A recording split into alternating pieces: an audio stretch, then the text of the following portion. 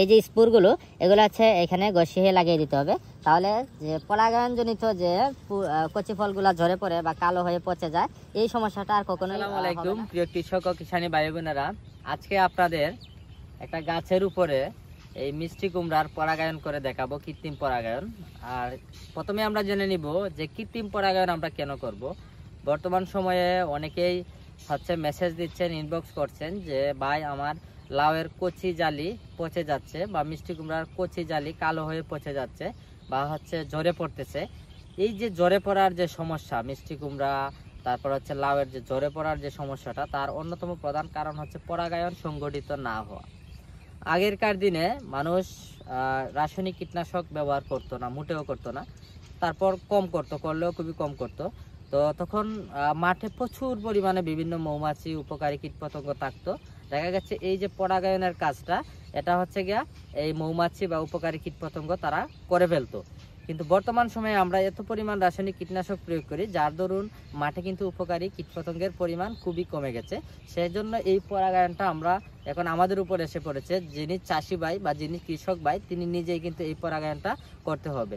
এক্ষেত্রে হচ্ছে পরাগায়নটা কখন করবেন, কিভাবে করবেন সেই বিষয়টা আমি দেখাবো। মিষ্টি কুমড়ার পরাগায়ন করতে হবে সকাল 8টার ভিতরে, কারণ হচ্ছে মিষ্টি কুমড়ার ফুল ভোর 5টা বা 4টা থেকে ফুটতে শুরু করে এবং সকাল 8টার ভিতরে সম্পূর্ণ ফুল ফুটে যায় এবং ফুটে সেই ফুলটা আবার মুছতে শুরু করে। এজন্য সকাল 8টার ভিতরে আমরা মিষ্টি কুমড়া পরাগায়ন করব।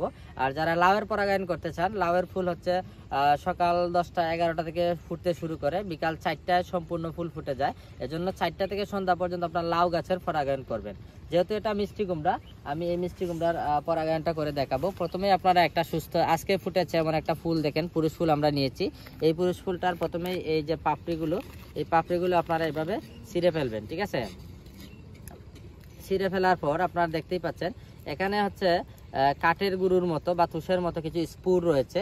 এই পরাগরেণুতে দেখছেন কি স্পুর রয়েছে, এই যে আমার হাতে চলে আসছে, যা এই যে আসে এইগুলা। বিশেষত মেন কাহিনী হচ্ছে এটা আমরা এই যে স্ত্রী ফুলের গর্ভমুণ্ডে এটা আমাদেরকে লাগিয়ে দিতে হবে। এটা যে এই যে গর্ভমুণ্ডটা রয়েছে, এটা দেখাতে আপনাদের জন্য খুবই ভালো হচ্ছে, কারণ এটা গাছের উপরে আসলে এই ফুল স্ত্রী ফুলটা সেট হয়েছে। দেখেন এটা করা আছে, এটাকে আমরা স্ত্রী ফুল বলি, এটাকে পুরুষ ফুল বলি। যেটা জালি সহ হবে এটা স্ত্রী ফুল, আর এমনিতে হলে এটা পুরুষ ফুল। তো এটার এই যে স্পুরগুলো এগুলো হচ্ছে এখানে ঘষিয়ে লাগিয়ে দিতে হবে, তাহলে যে পরাগায়নজনিত যে কচি ফলগুলা ঝরে পড়ে বা কালো হয়ে পচে যায় এই সমস্যাটা আর কখনোই হবে না।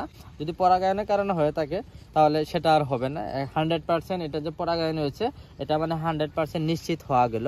আর একটা পদ্ধতি, যারা মাছি পোকার কারণে ঝরে পড়ে তারা একটা কাজ করতে পারেন। স্বচ্ছ পলিথিন দ্বারা এই ফুলটা যখন পড়ে যাবে তখন এই কচি ফলটা এভাবে ডেকে রাখবেন, কয়েকটা ছিদ্র রাখবেন। এই কচি ফলটা যখন একটু বড় হবে তখন আপনারা এই পলিথিনটা ফেলে দিতে পারেন। এক্ষেত্রে হচ্ছে মাছি পোকা কিন্তু একটু বড় হয়ে গেলে তখন আর তার যে অভিপোজিটর সেটা ঢুকাতে পারে না। তো এই কাজটা করলে আপনাদের মিষ্টি কুমড়া এবং লাউয়ের ফলন দ্বিগুণ হারে বাড়বে আশা করি আমি। ধন্যবাদ সবাইকে।